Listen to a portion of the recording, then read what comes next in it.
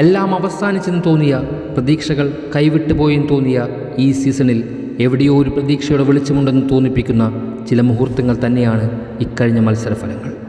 പുതിയ പരിശീലകരും താരങ്ങളും ഒന്നും അവസാനിച്ചിട്ടില്ല എന്ന് ഓരോ ആരാധകൻ്റെയും മനസ്സിനെ വിശ്വസിപ്പിച്ച് കഴിഞ്ഞിരിക്കുന്നു. അവരുടെ മനസ്സിൽ ഇതിനോടകം തന്നെ അവിത്ത് പാകിയിരിക്കുന്നു. ഞാനും നിങ്ങളും അത് വിശ്വസിക്കുവാൻ തുടങ്ങിയിരിക്കുന്നു. അതെ, ഒരുപക്ഷെ ഒരു സാധ്യതയും പ്രതീക്ഷയും നൽകാത്ത ഈ ഒരു സീസൺ ബ്ലാസ്റ്റേഴ്സ് അങ്ങ് സ്വന്തമാക്കുമെന്ന് പോലും തോന്നിത്തുടങ്ങിയിരിക്കുന്നു. നാശത്തിൻ്റെ നെറുകയിൽ നിന്നും ഉയർത്തെഴുന്നേൽപ്പിൻ്റെ തിരമാല ഇനി വരുന്ന ഓരോ മത്സരങ്ങളിലും എതിരാളികൾക്ക് മുകളിൽ നാശം വിധിക്കുവാൻ തീരുമാനിച്ചു കഴിഞ്ഞാൽ പുരുഷോത്തമൻ സംഘവും അവിശ്വസനീയമെന്നതിനെ കീഴ്പ്പെടുത്തുമായിരിക്കും.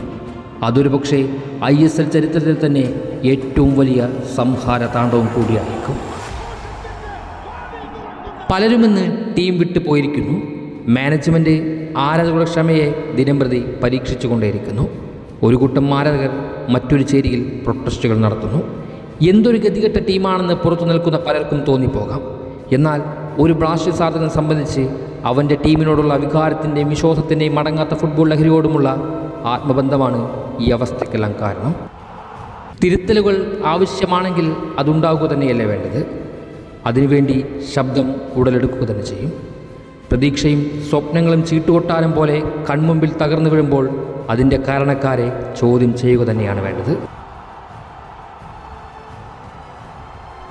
എന്നാൽ ഇന്ന് ഈ സീസണിൽ ഓരോ മത്സരവും കണ്ട ഏതൊരു ആരാധകനും തിരിച്ചറിയാൻ സാധിക്കുന്ന ഒന്നു തന്നെയാണ്, ബ്ലാസ്റ്റേഴ്സിൻ്റെ പ്രതിരോധത്തിലെ പാളിച്ചകൾ തന്നെയാണ് പരാജയങ്ങളെ വിളിച്ചു വരുത്തുന്നതെന്ന്. ആ പ്രതിരോധം ദാനമായി നൽകുന്ന ഗോളുകൾ തന്നെയാണ് ഓരോ പരാജയങ്ങൾക്കും കാരണം. അത് ഒരു കൂട്ടം ആരാധകരുടെ വികാരത്തെയും വിശ്വാസത്തെയുമാണ് തകർത്ത് തരിപ്പണമാക്കുന്നത്. മുൻനിരകളിൽ കാര്യങ്ങൾ പതിയെ സുരക്ഷിതമാകുമ്പോഴും ഇന്ത്യൻ പ്രതിരോധത്തെ വിശ്വസിക്കുവാൻ ഇന്നും സാധിക്കുന്നില്ല. അതിനുമപ്പുറം ഗോൾ കീപ്പറെയും.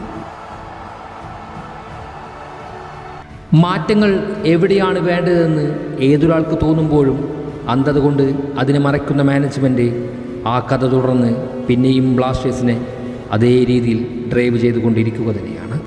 സ്റ്റഹർക്ക് ശേഷം നടന്ന ഓരോ മത്സരത്തിലും പരിശീലകരും താരങ്ങളും ഒരു മരണപ്പോരാട്ടത്തിന് തന്നെയാണ് തയ്യാറെടുത്തത്. സർവ്വസീമകളെയും ലംഘിച്ച് വിജയത്തിൻ്റെ വേലിയാറ്റങ്ങൾ സൃഷ്ടിക്കുവാൻ അവർ പ്രാപ്തരാകുകയായിരുന്നു. പക്ഷേ പ്രതിരോധം അപ്പോഴും മാടി ഉലയുന്നു. പ്രതിരോധമില്ലെങ്കിൽ എന്ത് കളി, കൃത്യതയാർന്ന കീപ്പറില്ലെങ്കിൽ എന്ത് വിജയം അല്ലേ? അങ്ങനെ ഇരിക്കുമ്പോൾ തന്നെയാണ് ട്രാൻസ്ഫർ വിൻഡോയുടെ അവസാന സമയത്ത് ഒരാളെ പ്രതിരോധത്തിലേക്ക് ബ്ലാസ്റ്റേഴ്സ് കൊണ്ടുവരാൻ തയ്യാറെടുക്കുന്നത്. അതുകൊണ്ടൊരു പക്ഷേ പലരും ടീം വിട്ടു പോകേണ്ടി വരും, പലരെയും വിഷമിപ്പിക്കേണ്ടി വരും. പക്ഷേ വികാരങ്ങൾക്ക് തൽക്കാലം ഇവിടെ ഒരു സ്ഥാനവുമില്ല. ഇനി വരാൻ പോകുന്നത് വികാരങ്ങൾക്ക് വിലയില്ലാത്ത യുദ്ധങ്ങൾ തന്നെയാണ്.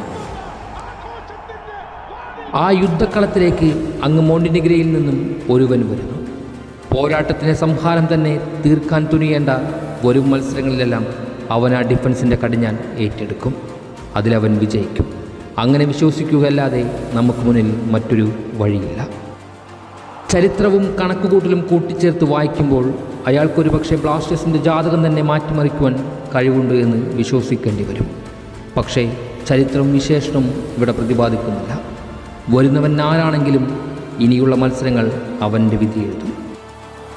ഈ സീസണിലെ ബ്ലാസ്റ്റേഴ്സിൻ്റെ ക്ലൈമാക്സ് തിരുത്തുവാൻ അവനാൽ സാധിക്കുമെങ്കിൽ അവൻ്റെ കഥ പറയുവാൻ ഞാൻ ഇവിടെ തന്നെയുണ്ട്.